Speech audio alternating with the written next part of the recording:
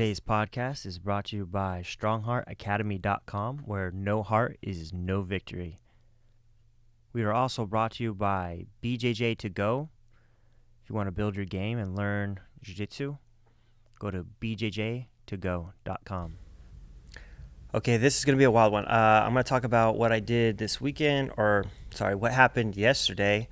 I was trying to finish scalping my backyard. I have a very large backyard with grass, putting winter lawn in, and I'm smelling this weird smell like burnt plastic. And I was like, is it my electric lawnmower? Is it in the house? No, it does not smell like wood. It smells like someone is burning plastic, or a house is on fire and just weird stuff is being burnt inside the house.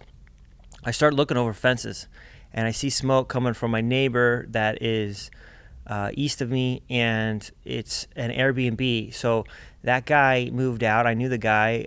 He gave me his number, and so I thought, well, I look over the fence. There's this black guy, broom in the ground, and it looks like little shavings of something, but it's pretty far. I'm probably 60 feet away, and I see a little bit of smoke coming up on the other side of his barbecue, but it doesn't look like it's from the barbecue. I can't tell where it's from. It's on the patio, underneath the patio. He's burning this something, and I could smell it. It's strong. So I text the guy, hey man, someone at your Airbnb is burning plastic or something. You might want to contact him and say, hey, what are you doing?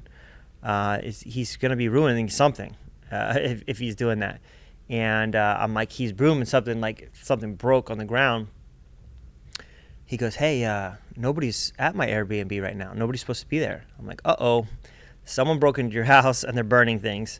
So then I actually backed that up. Before that, I called the police non-emergency line, and I was on hold for 6 minutes, and it's pretty terrible. They just kind of like run it through.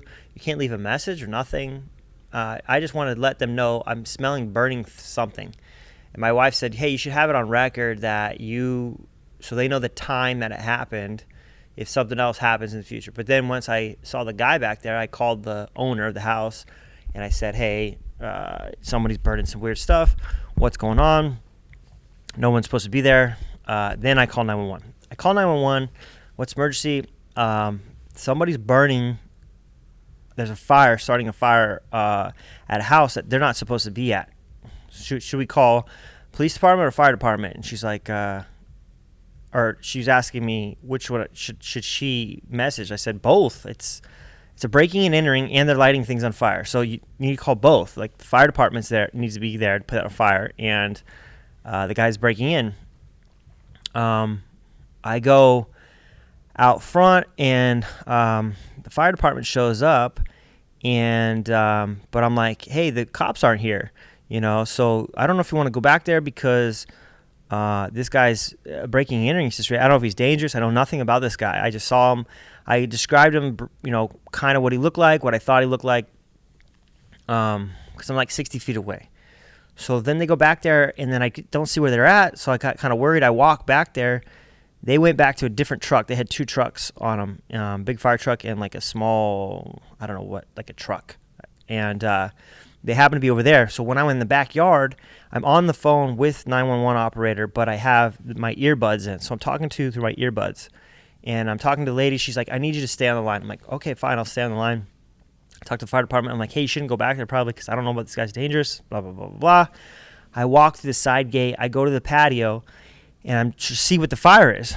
And I see it's like a ceramic plant holder thing that they're just dumping. He's lighting weird random things on fire. The guy comes out the door. He's probably 5 feet from him, and I surprise him. He surprised me. We surprised each other.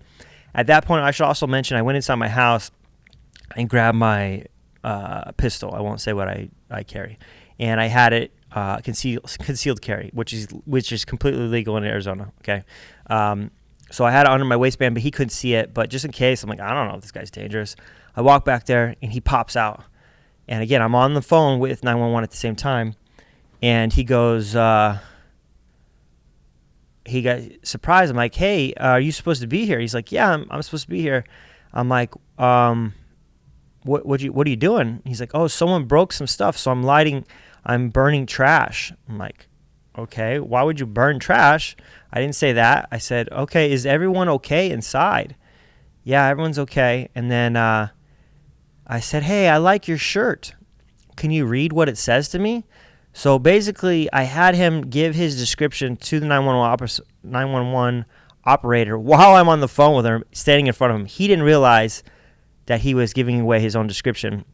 It's a yellow shirt.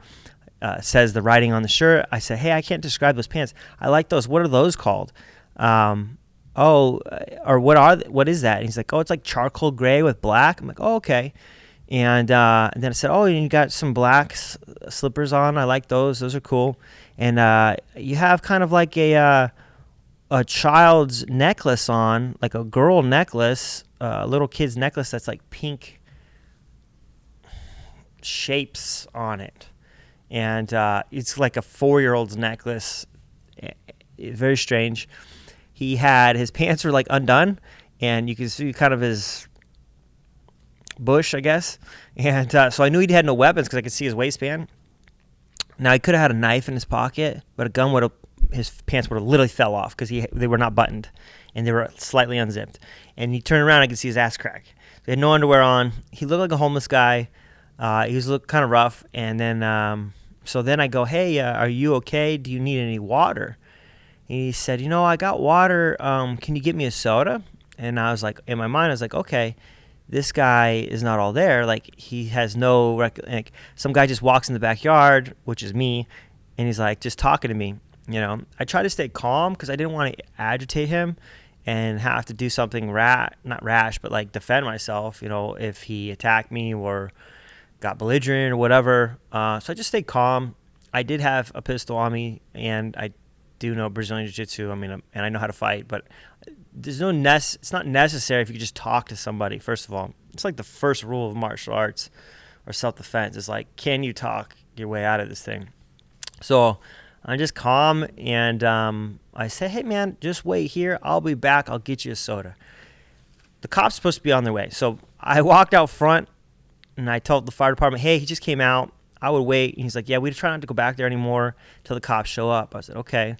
I don't think it's going to light anything on fire. It's in a receptacle, actually. He actually put it in a receptacle. Oh, by the way, he was like putting a picture frame and dumped it in there. Then he had like a kid's notebook for school. Dumping that and just lighting random shit on fire. It's not even, there's no rhyme or reason what he was doing.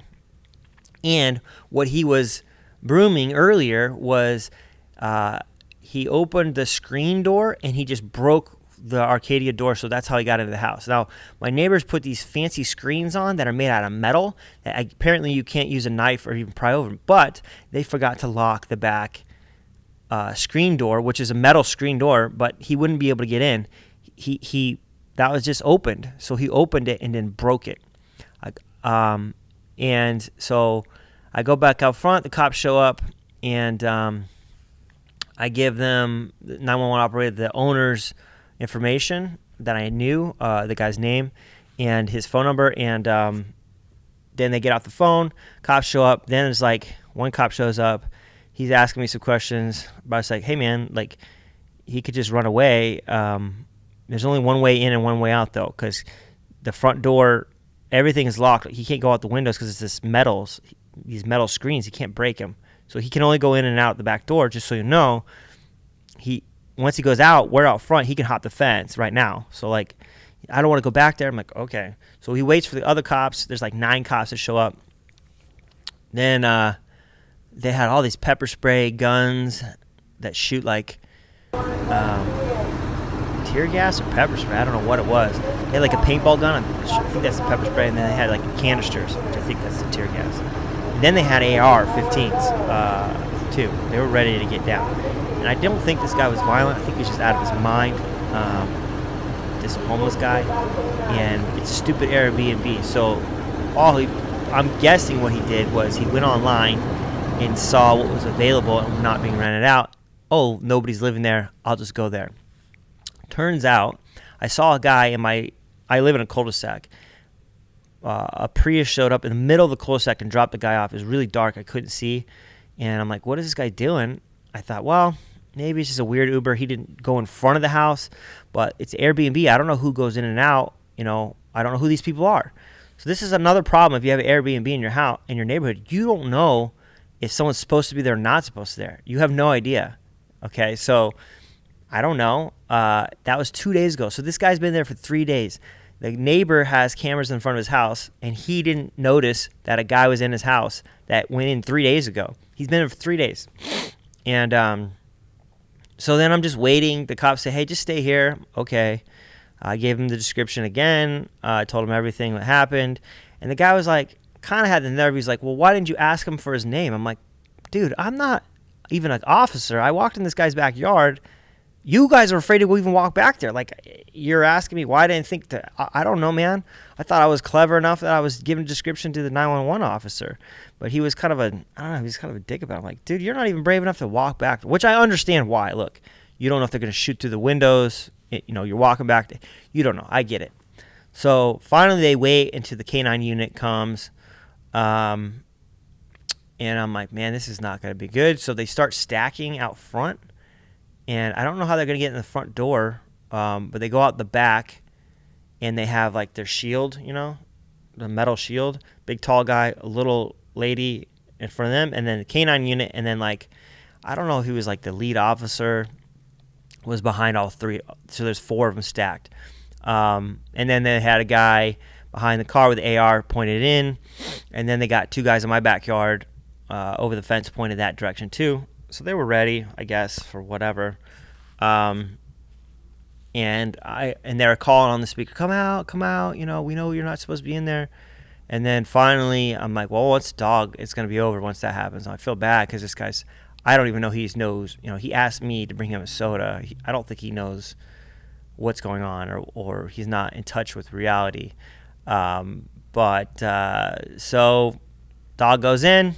5 minutes later, he comes out. He's limping. They got him in handcuffs. And I'll show some of the video of this too. But it just made me mad because, my wife, funny thing was, like, she told me, like, this is a thing that's going to happen, and I'm like, okay.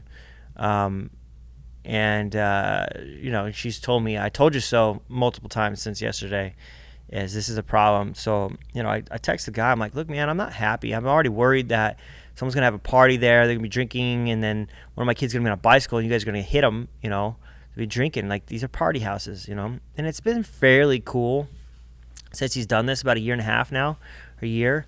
But then last night he texted me, hey, man, I apologize for this, I'm like, dude, well, I had to put my kids in the other room because I'm afraid of, like, bullets going through the door, going through the walls, like, because your house isn't secure, and it's not my job to secure your house. He also asked me, hey, later on, can you check out the damage?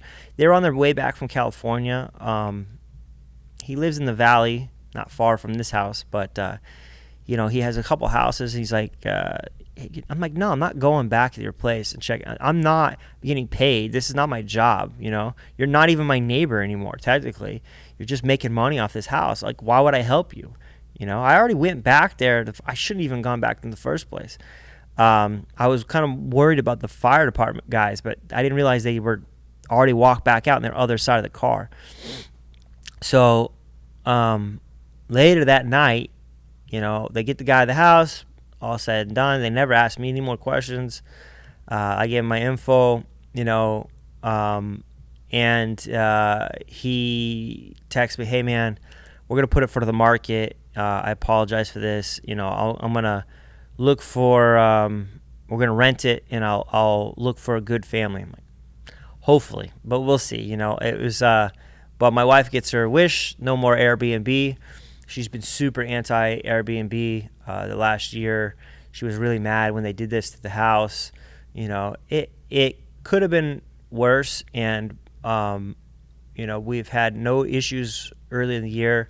I put these spikes so you can't hop my fence. So it'd be really hard to hop my fence all around my perimeter of my house when this happened, because I'm like, I don't know who these people at night. They just hop my fence. My pool's on the other side. My kids are swimming. I don't want them. You never know who's next door, and you can go, oh, the Airbnb knows, but, like, after a crime has already happened, who cares? Like, the crimes happen, you know? People are crazy. They'll do things even though they know they're going to be caught. So I don't want, you know, I'm glad it's gone. It's going to be gone, hopefully. I guess the guy didn't damage the inside too much. They did find some crack pipes, probably meth. I didn't think he was on drugs. I thought he was just a crazy person. Could have been probably on drugs and a crazy person. I don't know how he got there. I don't know who the person that dropped him off there.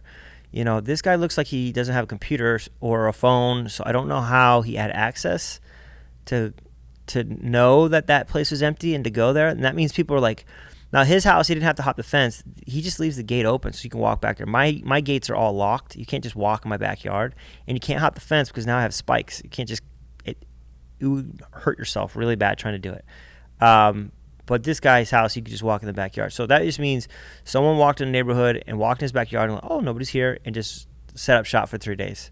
It's crazy. And I don't know how much stuff he burnt, you know, how long before I caught him. But it's just a kind of a crazy story. Could have been worse. I could have had to, like, defend myself, but I didn't. I'm proud that I was calm, and I think I thought pretty well on my feet. Considering everything, although I didn't get his name, but I did keep him there for the cops. I mean, they didn't do that, and man, it took them forever to get there, to be honest with you. It's a breaking and entering situation. It took them probably 7 minutes to get there, maybe, and then they waited for everyone to get there. Like, there were 9 cop cars, and then the K9 unit came in later, and but no one was hurt. I mean, the guy got bit on his leg. He was limping. It is what it is, you know. It was a strange situation. I'm happy that it turned out okay and everyone was safe. It freaked my kids out a little bit, and they're a little worried. Hey, is that guy going to come back? I'm like, nah, he's not coming back, man. And they're putting it on market for rental. It's a beautiful house. I mean, it's a nice house. So we should have good renters, because no one that doesn't have money will be able to afford it, because it's going to be expensive to rent that place. Probably going to cost them $2,500 a month to rent it, maybe more, maybe $3,000. It's almost a 3,000 square foot house. I think it's like 2,400 or something. Like, it's a pretty big house, big pool, big yard, all that. So anyway, just let you know my crazy Sunday, and talk to you later. Peace.